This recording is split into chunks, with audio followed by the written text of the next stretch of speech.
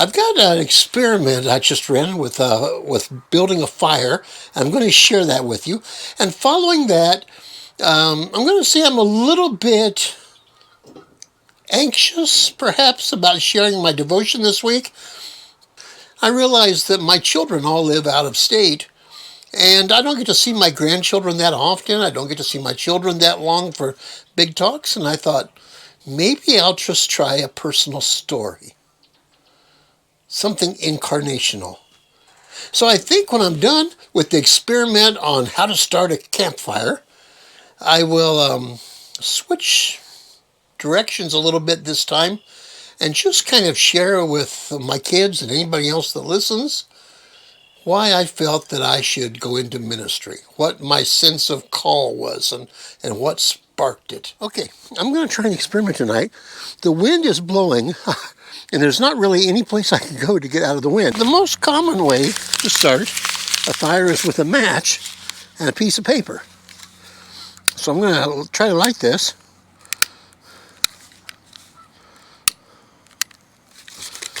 But sometimes I might be in trouble tonight. There, I got it lit. But it blew back out again. And I got it lit again. You ever have that problem with paper?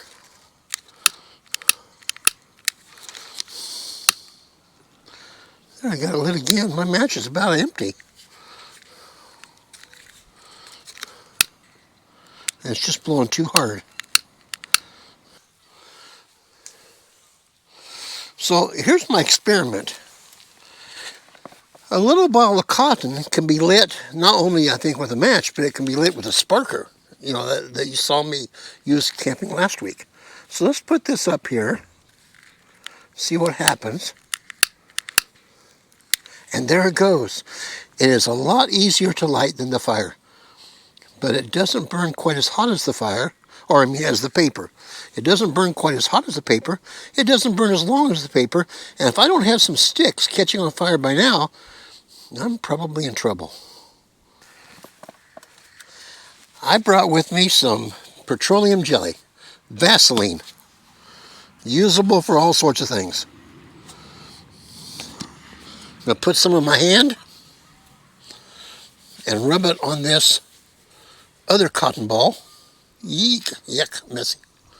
Good thing about Vaseline is that it will make your hands nice and soft. So I've got a cotton ball with Vaseline on it. Will it light easy? Oh yeah. Will it light hot? Oh yeah. Will it last quite a while, even in the wind? Sure looks like it. If you don't want to pay, this will burn probably 4 minutes, maybe a little longer. Maybe you get some cotton balls from your medicine cabinet, put some Vaseline in them in a Ziploc bag, and you have instant fire starters. Well, now that's an interesting experiment. Vaseline, cotton balls, and a spark. And this will work just as well with the flint spark as it does with a match or with a lighter.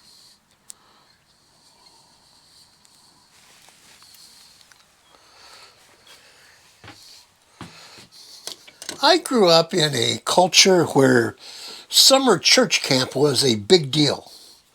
And back then, church camp wasn't like a lot of the church camps today where, if you're grade school or junior high or high school, you go for a weekend or a week of camp. Our camps were like a week and a half long. In our denomination, there were several churches in a district, maybe 8 or 10 churches in a district or so. And all of those churches, the people in them that were able to get off work and take vacation time would converge on the church camp. And there was a row of bunks or little motels, very rustic, that belonged to the district, that each church adopted one and kept it up for their pastor. And the pastors were expected to spend that week and a half or 2 weeks or whatever it was at the camp. So as a really a good idea.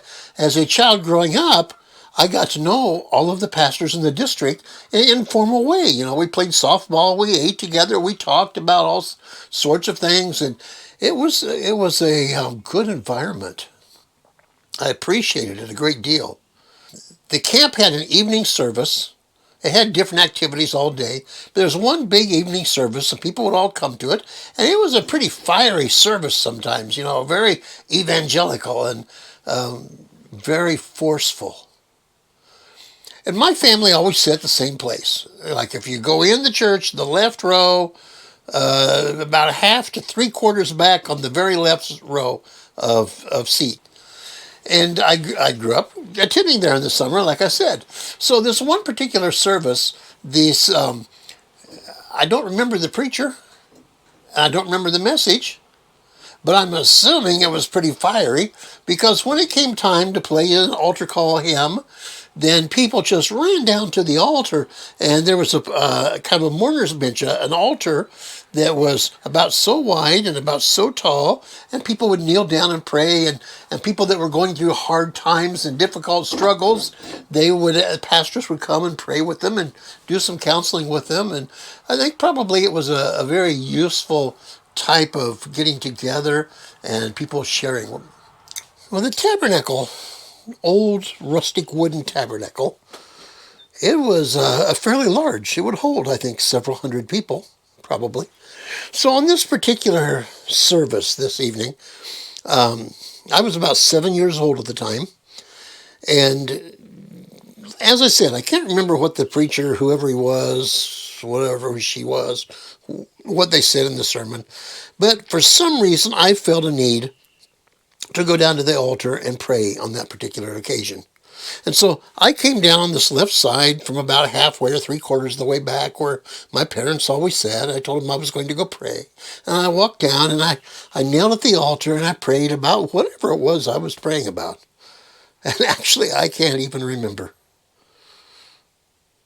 But I did notice that to my right, because I'd come on the left side, there was this rather long bench, and all of the pastors were busy, and they were praying with different people that were having needs and that wanted to talk with them and share with them, and the pastors and the people would pray, and other people would come forward, and they would pray, and I was almost at the end, and to the left of me, just a few feet over, there was this man. And I don't know his story, I don't remember his name, but he seemed to really be struggling. His face was contorted. He was wrestling. There was something in his life or something that he was praying about that obviously really filled him with emotion. And it didn't look like a very good emotion. And I looked around and I thought, won't somebody come and pray with this guy? Won't one of the pastors? All the pastors were busy. Nobody even seemed to notice this guy was clear at the end of the altar, and I was just fairly close, and I was the only one there. A little kid, 7 years old, being raised in a evangelical home, and so I scooted over. I didn't know what to do. And I was next to him, and I don't know whether I said anything or just prayed. I think I just prayed for him. But that night, that person had been kind of a rebel from God. And that night he came home to his faith. He became a Christian. And I looked at him, and in an instant, everything about him changed. It was like a load was taken off of him. His face just almost shone. And in place of that troubled face was this happy, carefree, spiritual conversion. I had never been right next to a moment where that happened quite like that. And something deep inside of me said to me, this is going to be your life's work. There's nothing that's going to match this. And I trace that back to my original call into ministry when I was 7 years old. The irony of the experience is, I'm not sure what you would call my faith at that time. It was still sort of my parents' beliefs. I don't usually consider myself becoming a Christian until between my junior and senior year at high school.